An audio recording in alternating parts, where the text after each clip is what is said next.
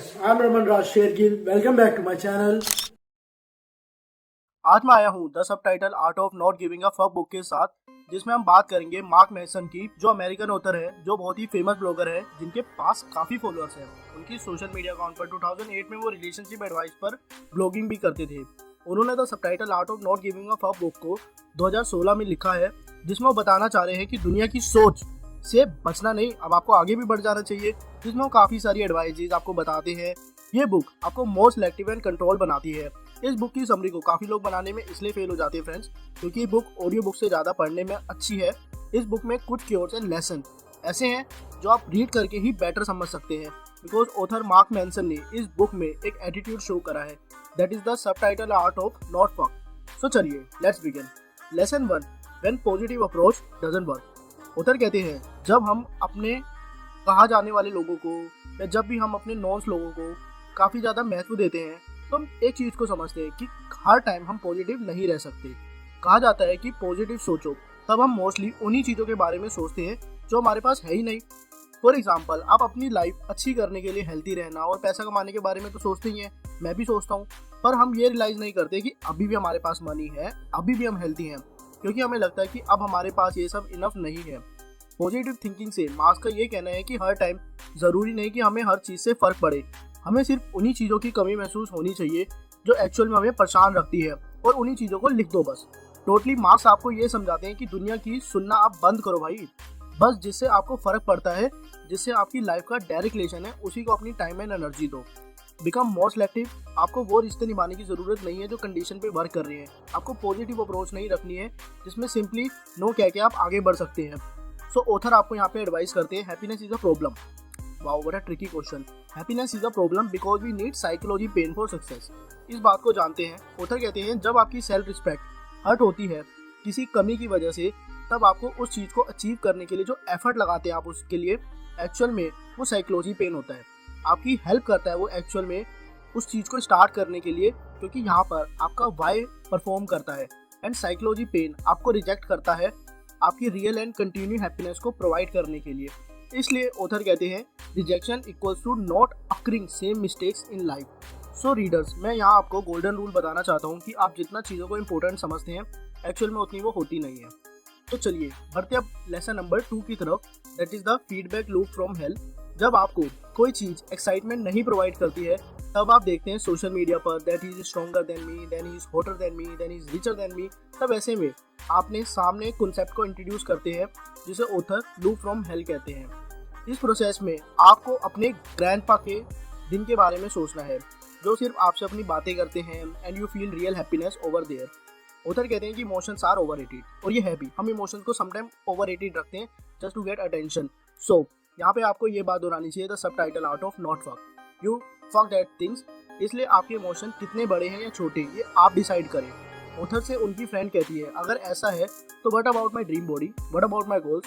Author कहते हैं, I am feeling glad कि आपने क्वेश्चन पूछा, बट आपने कभी नोटिस करा है जब हम कम केयर करते हैं किसी चीज़ की, तब आप उसमें हमेशा बेटर ही होते हैं। आप फ़ोन क्यों देखते हैं या गेम क्यों खेलते हैं या फ़ोन पे क्यों लगते हैं घंटों, क्योंकि ऐसी चीज़ों को एडिक्शन नहीं, एस्केप मेथड कहते हैं, जिसमें आप सिर्फ अपने माइंड से ही भागना चाहते हैं, खुद से ही ये मान लो, और अपने ब्रेन को 2-3 घंटे के लिए बिजी रखना चाहते हैं। इसलिए फीडबैक लूप फ्रॉम हेल कहीं तरह से आपकी हेल्प करता है कि आपको अपना फोकस कहाँ शिफ्ट करना है एंड किन को आपको फक वर्ड कह के इग्नोर करना है। इन दिस लेसन आप समझे कि आपके रास्ते पे जो इमोशंस आ रहे हैं, बस वही सही है। आपकी जर्नी से अलग जाके कोई इमोशन हिट ना करे आपकी मेंटालिटी के लिए। चलिए बढ़ते हैं लेसन नंबर 3 की तरफ, that is weird kill your depression. I must say the subtitle art of not fuck आपके डिप्रेशन को किल करने में हेल्प करेगा, या शायद ख़त्म ही कर दे कुछ हद तक, क्योंकि इसमें आप वो वियर्ड चीज़ें एहसास करेंगे जो आपको एक्चुअल में कर लेनी चाहिए। Sometime weird is good for your brain health. अगर आपको 9 to 5 जॉब से खुशी मिलती है तो आप करिए।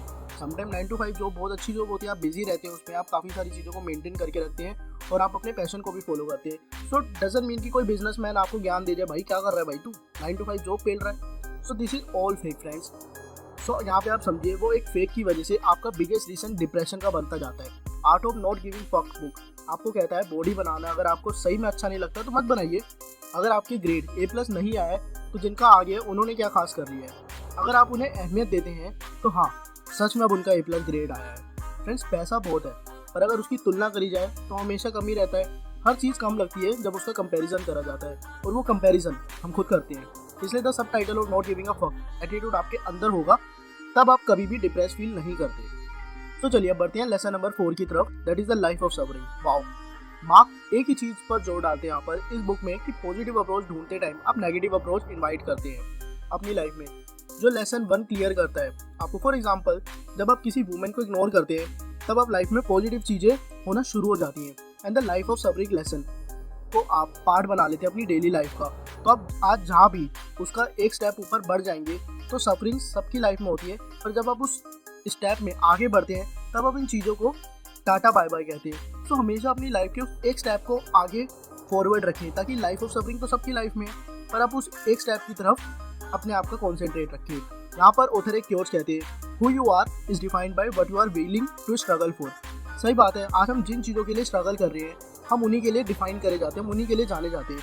तो आप वही एक्चुअल में मानते हैं खुद को जिन चीज़ों के लिए आप स्ट्रगल कर रहे हैं, सिंपल। तो चलिए बढ़ते हैं लेसन नंबर 5 की तरफ। Wow, you are not special.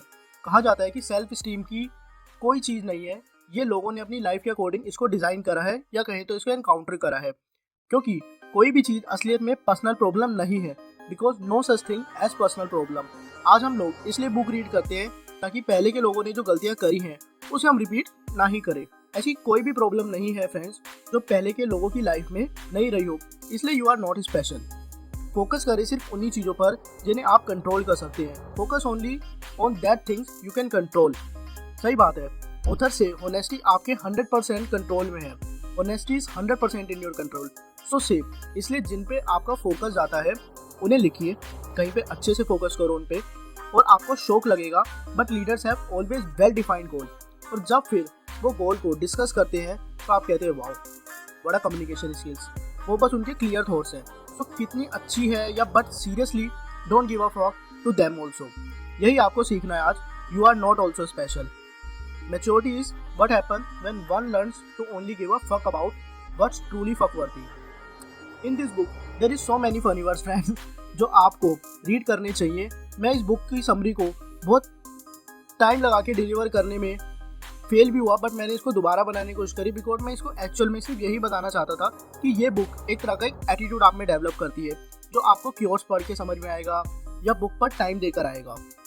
इसलिए फ्रेंड, मैं इस बुक को हाईली रिकमेंड करता हूँ आपको, जो सिर्फ बुक 200 पेजेस की है, जिसे आप पढ़कर डेफिनेटली स्माइल जरूर करेंगे और एक एटीट्यूड को डेवलप करेंगे।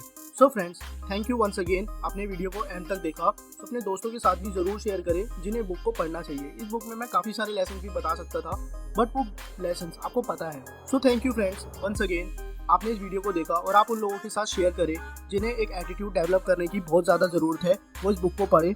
और इस बुक में काफ़ी ऐसे क्योट्स हैं जो आपको ज़रूर रीड करने चाहिए। So thank you once again, have a nice day.